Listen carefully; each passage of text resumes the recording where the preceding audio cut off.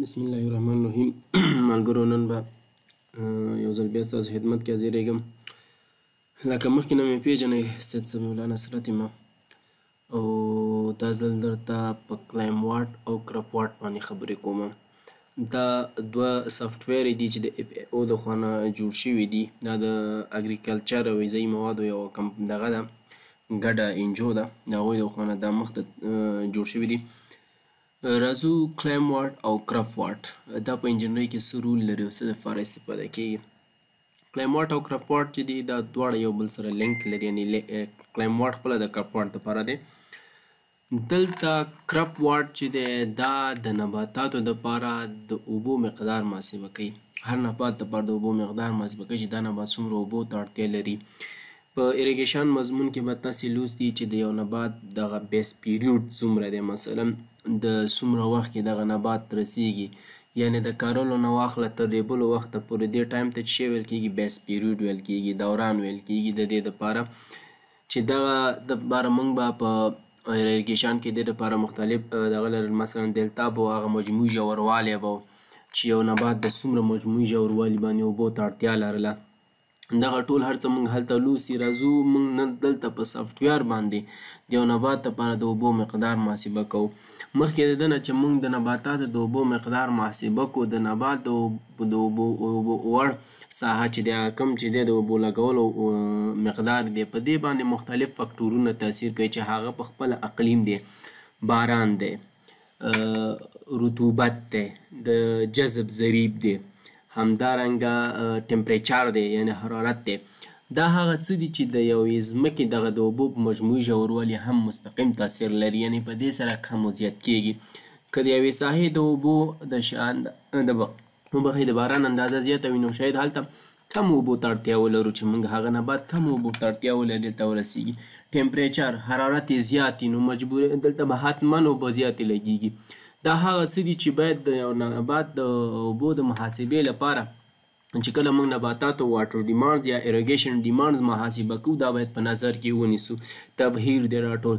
نو د دې شیانو د پیدا کولو لپاره چې موږ نشو کولی دی په لاس پیدا کړو، مهمه ده چې موږ کلایم واټ سافټویر زده کړو. کلایم واټ چې دی دا د ما تاسو ته وویل اف ای سازمان له خوا نه جوړ شوی. دا د هر ځای دپاره هر څه مستقیما دوی محاسبه کړي دي. نو تاسې به صرف د کلایم واټ نه هغه هر څه راخلي او بیا به په کرپ واټ کې ځای په ځای کوو. راځو موږ نن ګورو چې په کلایم واټ کې موږ څنګه کولی شو دغه خپل سټیشن چې د یو ځای دپاره موږ محاسبه کوو، هغه د رین او دغه شیان محاسبات یې ترسره کړو. دلته تاسې چې کله انسټالیشن ډېر اسان دی، په سافټویر کلیک وکړئ او بس ډایرکټ یې اډمنسټریټر کوئ، مشکل نه لري، اسان دی، پوهېږئ به پرې. کلایم واټ خلاصوو موږ. کله چې تاسې کلایم واټ خلاص کړئ، تاسې باید خپل ټارګټ لوکیشن ور معرفي کړئ. کوم هیواد کې تاسې دغه محاسبه ترسره کوئ، نباتات کوم هیواد کې دي، اصلا کوم ځای کې دغه د اریګیشن ایریا ده. دې ځای نه هم کولی شئ چې خپل هغه کوډینیټس ورکئ او که وایي چې دلته هر ځای نومونه بیل بیل هیوادونو نومونه لیکل شوي دي، ټول ځینې هیوادونه موجود دي چې کوم پکې دوی کار کوي. افغانستان دی، په افغانستان چې کله کلیک ډسپلی آل سټیشن ودن سلیکټډ کانټري، ټول سټیشن یې تاته ښیي. ډسپلی آل سټیشن ودن ان اراوند سلیکټډ کانټري، چې کوم هیواد تا سلیکټ کړی هماغه سټیشن یې درته ښیي. کله مو چې دا کلیک کړه، د هغه نه وروسته وګورئ تاسې ته د افغانستان په اړوند چې کوم سټیشن دي دا ټول د افغانستان سټیشن دي، دا درته راځي. نو د دغه سټیشن تاسو څنګه کولی شئ استفاده کولی شئ؟ د دې سټیشنو ټول هم ایستلی شئ، ډایرکټ هم دا وړلی شئ، یو دانه هم وړلی شئ. دا تاسې وګورئ د افغانستان سره په شاوخوا کې چې څومره سټیشن دي د افغانستان کې دوی محاسبه کړي دي، هماغه ټولې مستقیما دوی راواغستې. ان پاکستان او د انډیا سټیشن یې هم راواغستې. زه دلته ګورم چې په افغانستان کې زما کوم ځای کې دغه اریګیشن ایریا زما کوم ځای کې ده. فکر کوم مثلا زما دغه ایریا د هغې ایریا چې ده دا په ګردیز کې ده، پکتیا کې ده. نو دغه ګردیز پکتیا باندې به تاسې کلیک وکئ. کله چې تاسې کلیک وکړو، ګور دې ځای نه دغه نیو لوکیشن هم بیرته یو بلې لوکیشن اخیستلی شئ. سټیشن یې تاسو ته ښیي ډسپلی کې، صرف باونډرین او کوډینیټس درته ښیي. زوم ان زوم آوټ نور هېڅ نه لري. ایکسپورټ سلیکټ سټیشن باندې به خبره وکړو. دلته چې کله تاسې دا مو کلیک کړو، د هغه نه وروسته به تاسې ایکسپورټ سلیکټډ سټیشن ووهئ. کله مو چې ایکسپرټ سلیکټ سټیشن و هغه چیرته تاسو اتومات کلیک کړئ نو دا به په سی ډرایو کې تاسو سره په دې ځای کې سیو شي خو زه نه غواړم چې دا ما سره دلته سیو شي دلته به رایټ کلیک وکړئ تاسو مثلا خپل یو فولډر انتخاب کړئ زه وایم چې ډي فولډر کې دې ماته په دغه ګیټ پکچر کې فعلا دا څنګه شي سیو شي کله چې تاسو ایکسپرټ